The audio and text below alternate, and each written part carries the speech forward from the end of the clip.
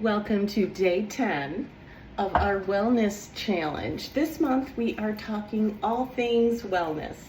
This week we are focusing on ancient remedies that have stood the test of time and are very effective, simple, inexpensive, easy to make. Today we are talking about onions and honey. I start with a diced onion. You can use red. I prefer red actually, but I didn't have that. I had a white onion. But you will take this and you will add your honey just to cover the onion. This remedy can be used pretty quick. You will work the honey into the onion. You want the honey to cover and coat the onion. This remedy will start working almost immediately. Make sure all of the onion is covered. The onion will start to break down and release into the honey.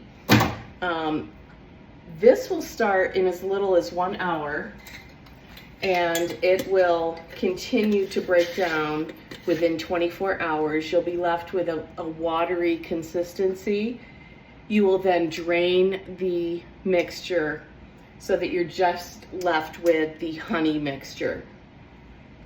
This, you will take a teaspoon every 4 hours. This is antimicrobial, anti-inflammatory. Onions move through your body very quickly. You may have heard about onions on the feet. That works really well as well. This is internal.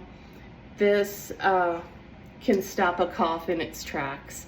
So I have used this many times, and the fact that it breaks down and works so quickly makes it a very powerful tool to have. I hope you're enjoying this series.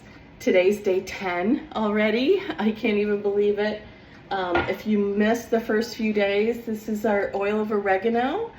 You can see that the color is starting to darken a little bit, so it's getting more intense and more powerful. And this is the garlic and honey, and you could hear the little bit of gas escape there. So you can see that it's starting to get thinner as we go on here. So tomorrow's day 11, and if you're enjoying this content, please give me a thumbs up.